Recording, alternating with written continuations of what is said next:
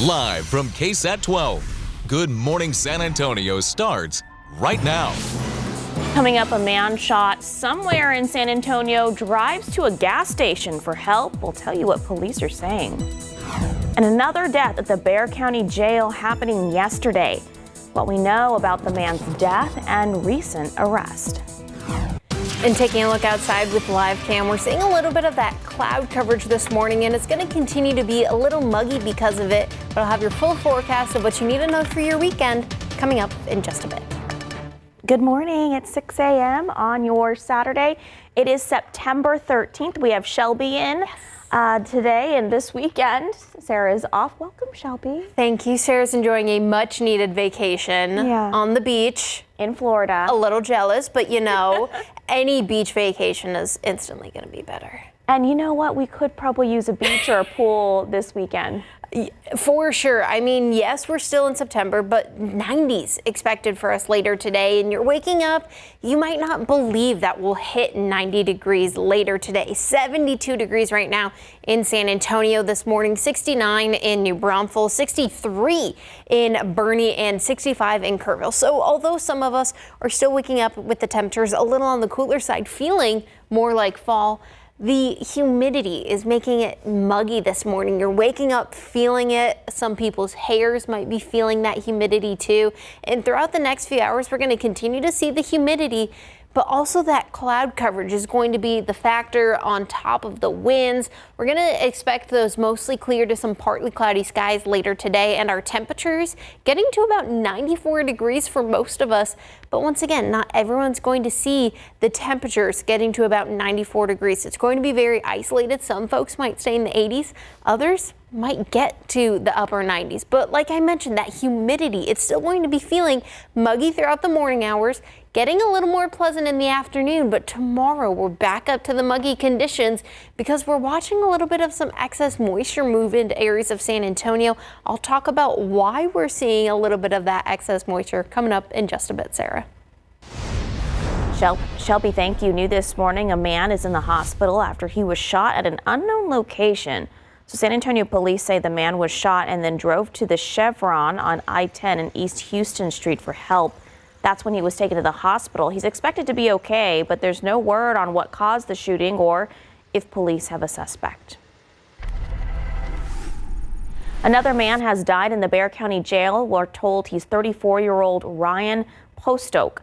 The Bexar County Sheriff's Office says he was found unresponsive in his cell early Friday morning. His cellmate said he was having a seizure.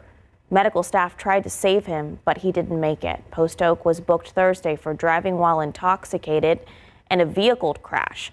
When he died, Postoke was in a special cell for people going through detox. So in accordance with the Sandra Bland Act, police in Castle Hills will investigate his death. Per KSAT's count, this is the second person who has died at the Bexar County Jail just this month, and the 10th so far this year. A local teen accused of planning a mass attack at Rhodes Middle School was sentenced to 2 years probation. Judge William Cruz Shaw, who has been overseeing the case, also gave the teen strict conditions like a curfew and counseling and no contact with Rhodes Middle School. He also can't possess or access ammunition, weapons, or anything flammable.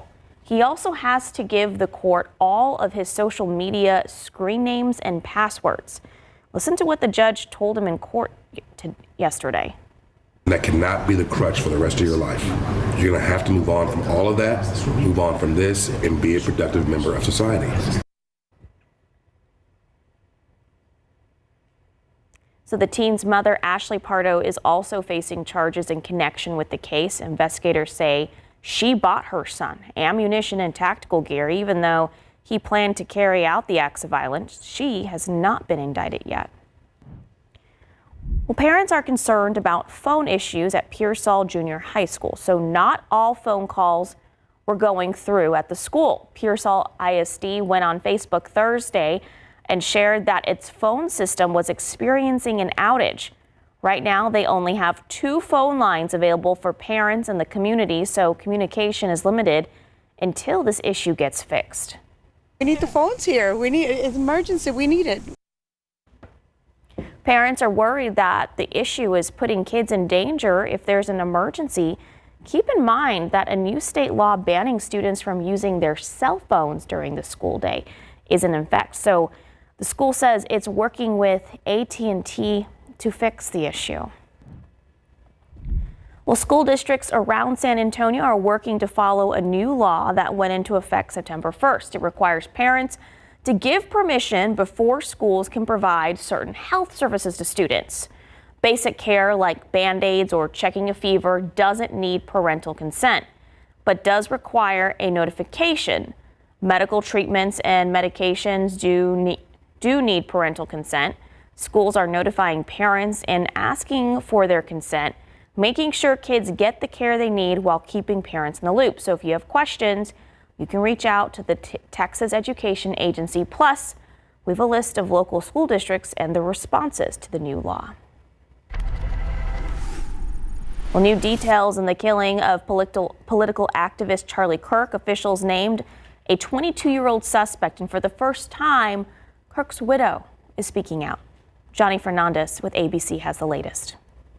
For the first time since her husband's killing, Erica Kirk spoke publicly Friday evening. In an emotional 16-minute statement, she thanked supporters, praised law enforcement, and vowed that Charlie Kirk's movement will continue.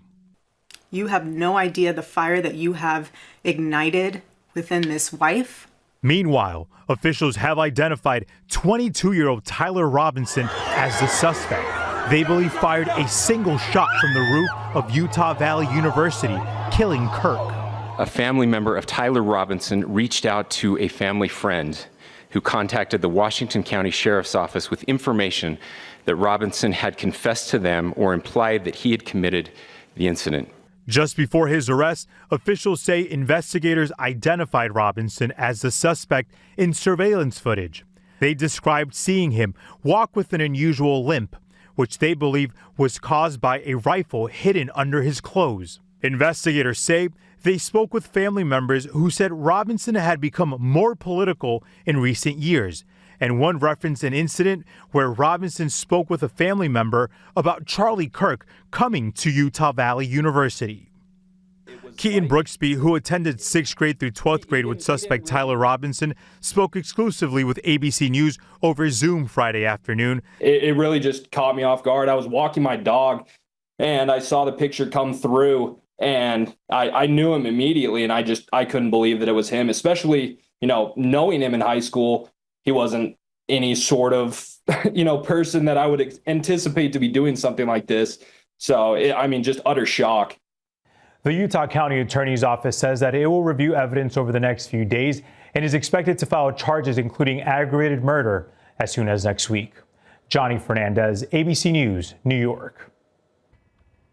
Well, coming up, pickup lines for former Councilwoman Adriana Rocha Garcia. She opens up about family, community, and her new role leading in South Texas health organizations.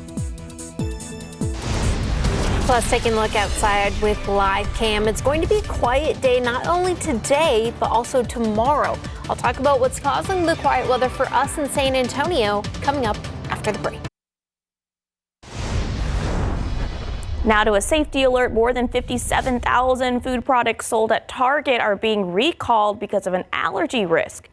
So Good and Gather is pulling some of its Southwest-style burrito bowls because they were sold with shrimp that wasn't included on the ingredient labels. So far, no illnesses have been reported. The FDA says if you have this product, you can contact Target to get your money back. 6:12, 72 degrees. We'll be right back. This week on Pickup Lines, our Ernie Zuniga is going one-on-one with former District 4 City Councilwoman, and also she ran for mayor, Dr. Adriana Rocha Garcia. So she was born on the West Side as an only child and often collected aluminum cans with her father to help ends meet. Adriana graduated from Southwest High School. As a single mom, later went on to become the first in her family to earn a college degree. Eventually, she made it to City Council, where she recently wrapped up 6 years representing District 4. You may recall Rocha Garcia launched a bid to run for mayor this past spring. When that failed, She devoted much of her time to caring for her parents, both whom are currently living with Alzheimer's. The most difficult day, I think, of my life so far was last year on my birthday. And my dad always remembers everyone's birthdays, or he used to. I show up in the morning and he forgot it was my birthday. He didn't say anything, and I had to help him get ready because I had to take him to a doctor's appointment. But I was speaking engagement before, and it was downtown. He was just frazzled. It was just a terrible, terrible day. He never remembered it was my birthday, and so that was just like that was just the hardest day ever. In this episode, Dr. Rocha Garcia also talks about her new role as president and CEO of the Center for Health Empowerment in South Texas, or also known as CHEST. You can watch the latest episodes of Pickup Lines now on KSAT.com. Just search Pickup Lines. Well, Hispanic Heritage Month starts on Monday, but it's a year-long celebration at the Guadalupe Cultural Arts Center. To celebrate, the Guadalupe Dance Company and Mariachi Azteca de America will perform Nuestras Voces next Saturday. Here's a preview of the event and how it highlights Tejanos. Interweaving dance, music, and video to empower the community with a sense of pride and hope through the universal story of resilience. It's what you can expect at the performance of Nuestras Voces, highlighting 5 Texan Mexican-American trailblazers. Jovita Idar, who is an activist, an educator, but she had a quarter launched in her name. She's the first Tejana to be featured on a U.S. quarter. And then we have Americo Paredes, an author, a poet, also an activist. Emma Tenayuca, who fought for pecan shellers' rights. Lydia Mendoza, an amazing recording artist. And then Willie Velasquez, who started the Southwest voter registration. These are stories told through the Guadalupe Dance Company and musicians of Mariachi Azteca de America on September 20th at 7:30 p.m. at the Buena Theater on the UTSA downtown campus. Belinda Menchaca, the education director of the Guadalupe Cultural Arts Center, says these stories are important because you won't find them in your history textbook, and it's important for them to be passed down to younger Latino generations. It's our moment to be sharing these stories and to make certain that their stories are not lost and that these people are recognized for the work that they did. Because thanks to them, we now enjoy a lot of the freedoms that we have today. Tickets for the Nuestra Voces start at $30. You can find a link for them on KSAT.com. And again, that performance is next Saturday at the Buena Theater in downtown UTSA. I'm drinking iced coffee this morning. It is warm. It is warm. I mean, I'm also the person where even if it's on a cold day, I'll still drink an iced coffee. Oh, you're one of those. Unless it gets below freezing, which is 32 degrees Fahrenheit, I will drink an iced coffee. So it's like, oh, San Antonio is officially fall. When I start drinking hot coffee, okay, it's time. I think it's not time yet. I think it really kind of becomes fall when you're waking up kind of in the 60s, kind of like this morning, but not too much. But it is still going to be quiet, which is normally what we see in fall. And even then, that's because of this area of high pressure currently taking over most of the country. Now, the last few days, we've seen what is called an omega block, where you see 2 low pressure systems in the northern portion of the country in an area of high pressure in the middle. And that creates the Greek letter omega, or at least what it looks like. And that's really what we've seen for the weather pattern over the last week or so. But one of the low pressure systems has finally moved off, and we're just left with these 2 main weather makers. The one low pressure moving into areas of Montana, Wyoming, even having some chances of some thunderstorms in North Dakota, South Dakota, down towards New Mexico, and really on the eastern side of the Rockies is where we're expecting a chance for some heavy rainfall. But for us in San Antonio, the main weather maker is this area of high pressure. And even then, throughout today and tomorrow, it's really going to be relatively quiet.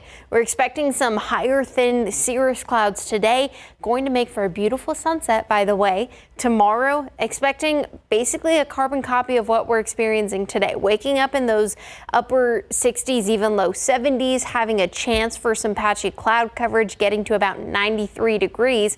But as that high pressure continues to move to the east, that low pressure is still going to bring some heavier rain. But behind it, all this rain you see in Mexico, that's actually the remnants of what was Tropical Storm Mario just yesterday. And as that high pressure system finally moves, there is a small chance of some of that moisture trying to get to San Antonio, but really going to have just extra moisture. So it's going to be very kind of humid and muggy over the next week or so, specifically Tuesday through Friday for most of us along the coastal plains in south central Texas. But that original high pressure is also going to split. So we're also going to continue to see another area of high pressure really take over, giving us a quieter weather pattern. But we're still tracking that chance, like I mentioned, of a few showers and some thunderstorms impacting areas near the coastal plains, near the Rio Grande, maybe getting about a trace of some rain totals over the next week. But not only for us in San Antonio, most of the southeast is going to be quieter, not only for us, but in areas of Georgia, South Carolina, North Carolina, relatively quiet compared to what we've been used to over the last few months. We started seeing the rain in May, and it really continued off and on throughout the last month or the last few months, I should say. So the weather is going to be relatively quiet compared to what we've seen the last few weekends. Just maybe a 10% chance of some showers starting Tuesday night or Wednesday through Friday, but it's not really going to have too much of an impact for San Antonio, mostly going to be towards the coastal plains and the Rio Grande. But really, Sarah, it's going to be, yes, a little muggy, but it's going to be a great weekend to go out and enjoy. All right, I'll take your word for it. Thank you, Shelby. 622, 72 degrees. We'll be right back. Welcome back. We are well into the month of September, and now is your chance to nominate your favorite educator at your school or your child's school for KSAT's Educator of the Month Award. Just scan this QR code on your screen, and you can go to our website, ksat.com, search Educator of the Month. This is a wonderful opportunity to shine a spotlight on the people who do so much for our students and our community. They really are just heroes in our area. I love educators. My mom is a retired teacher, and my brother is a 6th grade teacher right now. All right, 626, 72 degrees. Coming up, the person behind smashing windows and triggering a false shooter alert in the medical center. What we know about the suspect.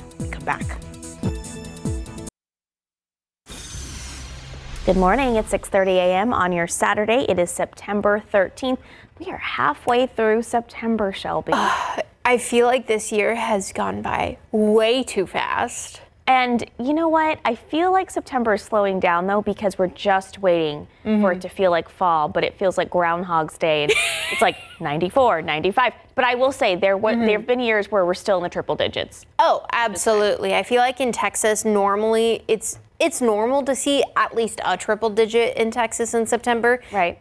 But it's not looking that way. I mean, even now we're waking up in the 70s. Normally, if we were seeing a triple digit day, we'd already be in those mid 70s or even those upper 70s or 80s when you're waking up. Now in San Antonio, it's about 72.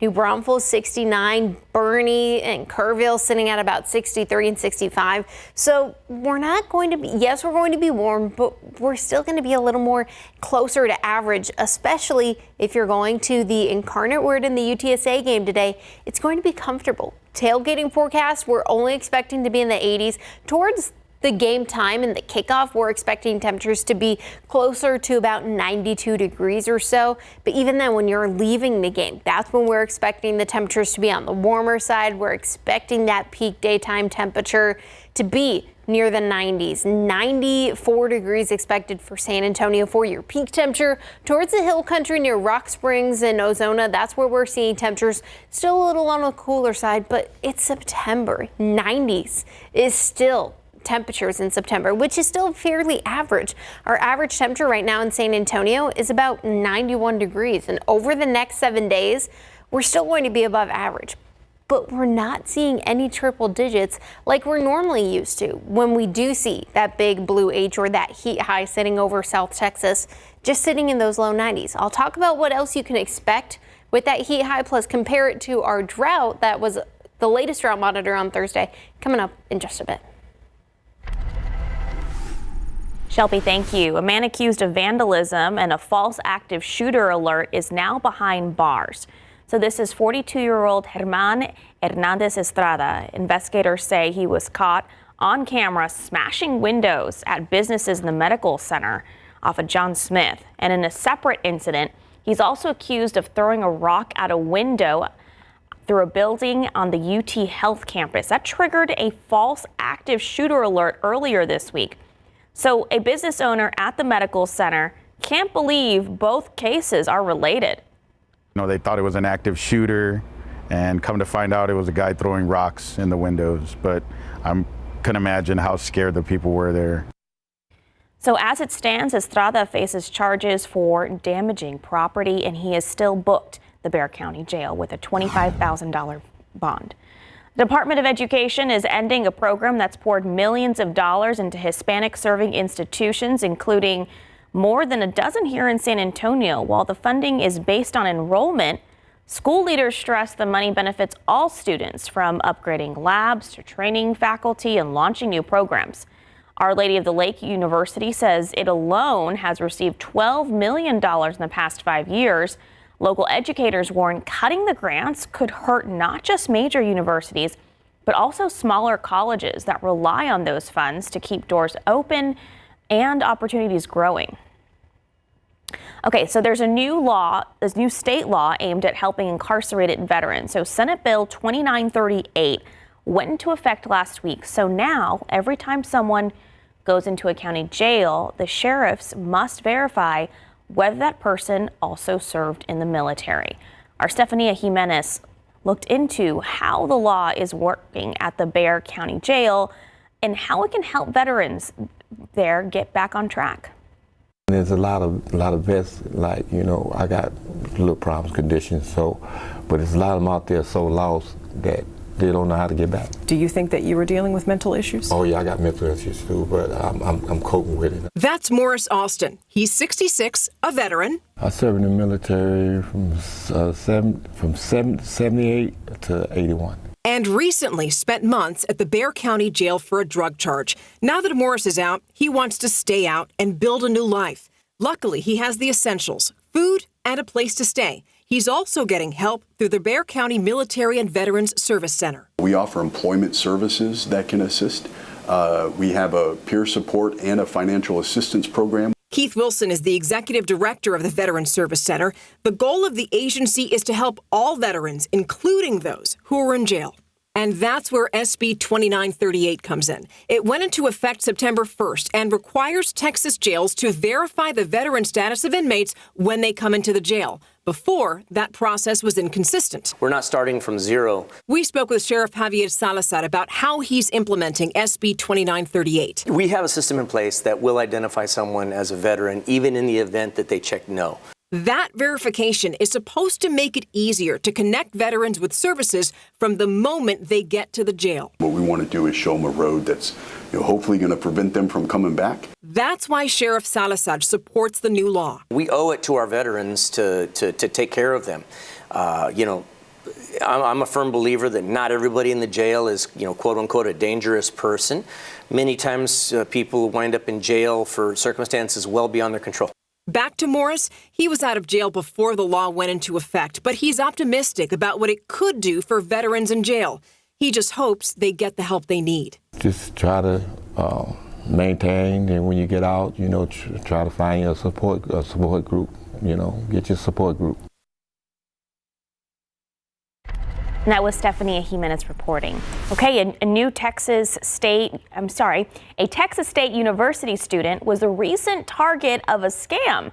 That's what San Marcos Police Department is saying in a recent Facebook post. So the student was told she missed jury duty and was being pressured into clicking a suspicious link. She was even told to go to the police department afterwards. So SMPD says they will never contact you by phone to ask for payments. This is the 6th local scam KSAT has reported on in the past 3 weeks. Football isn't just a game in the Hill Country for two teams in the area who were rocked by the deadly floods on July 4th. Last night's regional matchup is about the entire community coming together, with the Ingram and Comfort High Schools facing off. The night team's Zaria Oates tells us how people were feeling out there and why it was so important for so much of the community to show up. It was super important for me to come and support my team. It's Comfort, they're our biggest rivals. It's the I-10 game. I'm excited. An exciting game that this year is about more than just football. We're struggling. We're coming back from a lot this summer. A deadly flood swept through the hill country, taking the lives of more than 100 people, including dozens of children at a summer camp. Since then, the people of Ingram, Comfort, Hunt, Kerrville, and so many other areas in the hill country have been working hard to rebuild. Why is it so important right now for you guys to be out here as a community? Everything that we've walked through during the summer has been so hard for everyone, and it has been a very difficult summer that was full of hardships and trauma, and we're ready to be together again and do fun things. The most exciting part about being here is seeing everybody just in a good mood, and even though we're going through a hard time, just like supporting us, like each other as a community. The teams, the parents, everybody, it's just been great. What are you most excited about with this game? Watching the football players. Who do you think is going to win? Ingram better win. So cute, little girl. All right, Comfort won the football game on the Ingram football field, 47-35, but fans left with their hearts full after a night with neighbors, friends, and community. All right, some relief for Kerrville city workers. The city is offering them a third insurance plan. The announcement comes after workers in Kerrville told KSAT they were worried about not being able to afford higher insurance payments. Now they can choose a new PPO option. It's a mid-tier plan. They'll have access to out-of-network coverage at a lower cost than the most expensive plan. The city says it will cover the cost for employees on this new plan. San Antonio drivers, a new flyover ramp at Loop 1604 and I-10 opens today. Looking at the drone video of that, the ramp will make it easier to travel from eastbound Loop 1604 to eastbound I-10. Man, it's high. It's like a roller coaster. And it's the fourth of 8 flyovers planned as part of TxDOT's $1.4 billion loop expansion project of Loop 1604. The project aims to reduce congestion, improve safety, and enhance mobility across Northwest San Antonio, with all flyovers expected to be open by the end of next year. 6:39, 72 degrees. Still ahead, how one family keeps running the Head for the Cure 5K every year, honoring their loved one and helping fund cancer research. And how San Antonio doctors are screening for a disease that can lead to amputations. How you can get checked out as well. Plus, it was a warm day yesterday for some high school football games, and it might be a warm day today, especially if you're going to the Incarnate Word in the UTSA tailgate. I'll let you know what you need to know today. Plus, take a look at the week ahead coming up after the break. The city of San Antonio teamed up with a local vascular clinic to screen folks for peripheral arterial disease, or PAD. That's when the arteries that carry blood to your arms and legs, they narrow out or get blocked. That can lead to amputations if it isn't caught early enough. So specialists at the San Antonio Vascular and Endovascular Clinic did screenings Thursday to check people for early signs and raise awareness. By detecting PAD early, we can prevent limb loss, limb amputations, digit amputations, and improve overall quality of life for our patients and our community here in San Antonio. Those most affected by PAD include the elderly, with people with diabetes and high cholesterol. So if you'd like a screening, you can call the SAVE Clinic, that number on your screen there, 210-610-7283.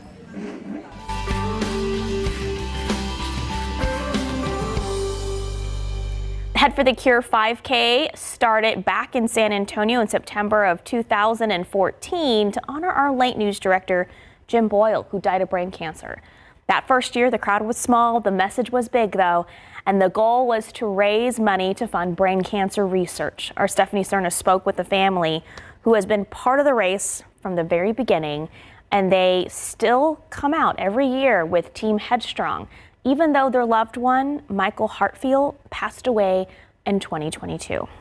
My dad, he was one of the best people that I've ever met, and I'm honored to have him as my dad. Ever since Clara Hartfield can remember, the Head for the Cure 5K has been a big part of her life. And when her family went out to the 5K that first year in 2014, they were out there in support of her dad, Michael Hartfield. What is it like, being involved with Head for the Cure, all these years? As I've grown up, I've realized that it's a lot more, and it affects a lot more people. And Head for the Cure, not only is it something that we do for brain cancer, but I just feel like it connects me with my dad. Michael Hartfield was diagnosed with a rare form of brain cancer in 2009 when Clara was a newborn and her older sister was 2 years old.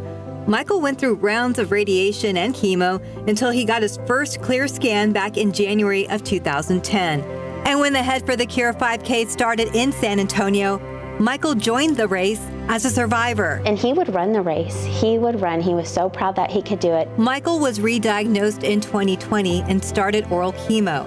In 2021, Michelle says the chemo quit working, so he went back to MD Anderson for radiation.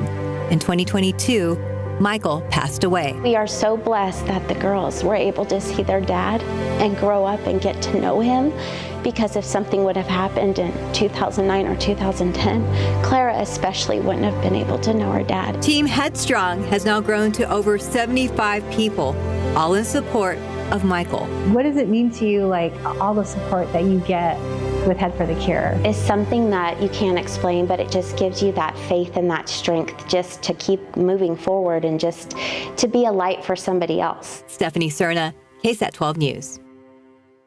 Story makes me tear up every time I see it. Thank you, Stephanie. Such a sweet, sweet story. And thank you to the family for sharing it with us. So race day is on Saturday, September 27th. Things kick off at 8 a.m. across the street from KSAT at Providence Catholic School. If you visit ksatcommunity.com, we have a link where you can register for the 5K. And hopefully, because it's in the morning, it shouldn't be too bad, at least temperature-wise. It still might be a little muggy. It's always muggy here. But it's the morning. It's South Texas. It's going to be muggy. But even then, right now, we're sitting at about 72 degrees. Over the next few hours, we're going to continue to see our temperature slowly but surely warm up. Still seeing those partly cloudy skies. Throughout the next few hours, they are going to try to start to clear up by around lunchtime to get mostly clear skies. But even then, that's really going to allow our temperature to get a little on the warmer side, getting to those upper 90s or upper 80s, already low 90s. But as we start to see that cloud coverage start to clear, we're going to start to see the wind start to increase because of that high pressure. We're getting that wraparound wind associated with it. So I wouldn't be surprised if we do see a wind gust up to about 20 miles an hour for San Antonio and surrounding areas later today, with the temperature still getting to about 94. So for some folks, it might feel a little bit like a hairdryer this afternoon, but the good news is that heat high is still going to give us a little bit of that quieter weather. Yes, it's still going to be a little on the warmer side, but that heat high is keeping all the showers and the storms from New Mexico up along the Rockies, even getting to the Badlands of North Dakota and South Dakota, keeping all of those showers and thunderstorms away as it just wraps around. And as that heat high continues to move, it's really going to start to split into two by the time we get to Wednesday, Thursday, and even Friday and Saturday. Those heat highs are still going to be the main weather factor for us here in San Antonio. And then next weekend, we're going to start to see a little bit more of that zonal flow, basically meaning it's really going to be very straightforward, kind of in one line with that heat high continuing.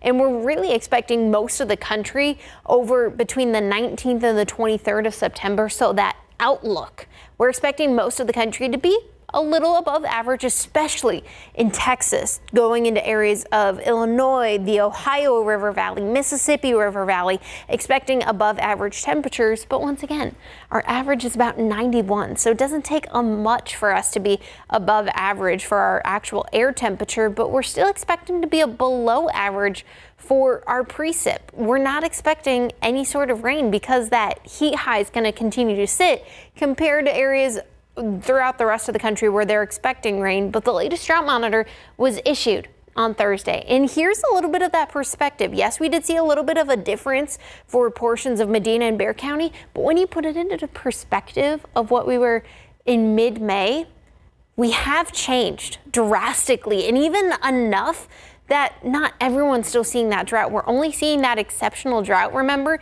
in portions of Medina County. So there is still definite improvement for our drought, but the rain chances and the fact that we're not seeing any over the next week or so are going to continue to not necessarily help our drought, but any runoffs or creeks that just need time to drain into the streams, the aquifer, the reservoirs, and the lakes still could show some improvement next week, and especially on Tuesday when they take the measurement for the drought. So although there's no rain, Sarah, there is still some good lining. All right. Yeah, we definitely need a little bit more rain, though. Definitely, yes. Thank you, Shelby. It is 6:51, 72 degrees. Still ahead, a taste of this year's Texas Food Fest and how to enter in a giveaway for Texas Eats. And now that you can see that the sun is just starting to come up, what a beautiful sunrise this morning. We're taking a look outside with the roads. Not anything super crazy or on the roads right now. No big pileups or accidents or backups. But if we do see them, we'll be the first to let you know. We'll be right back. The Texas Eat Food Festival is near, and this morning, David Elder is giving us a preview of pork chop tacos and enchiladas, plus a chance to win 2 free tickets to the festival. Here's Texas Eats with what people can expect at this year's Texas Eats Food Festival.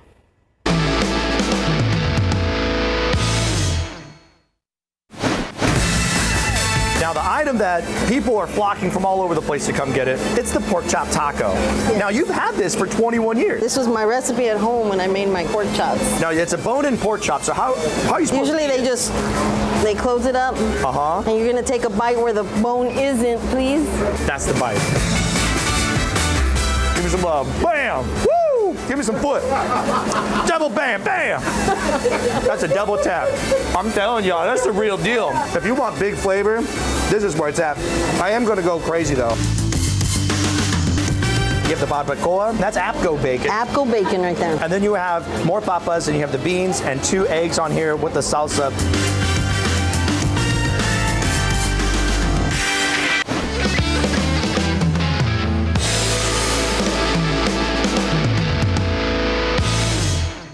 Okay, what's exciting about this is this here. It's indoors in the AC at Portec Arena. Very excited. I'll be there. A lot of other KSAT on-air personalities will be there. So come on out. It's going to be a fun time. It's 6:56, 72 degrees. Here's a look at what's coming up on Good Morning America. Good morning. Coming up on GMA, the alleged assassin of conservative activist Charlie Kirk now in custody. Kirk's widow speaking out just hours after the arrest. What we know about the moments leading up to the shooting, plus the rising threats across the political spectrum. Also this morning, Memphis, Tennessee, the latest city in line for National Guard deployment as President Trump ramps up his crime crackdown. And new overnight, what a judge says about whether singer Taylor Swift will have to testify under oath in the ongoing legal battle between Blake Lively and Justin Baldoni. Plus, it's week 3 of college football, and ESPN's Desmond Howard joins us to break down the most exciting matchups. It's all ahead right here on GMA.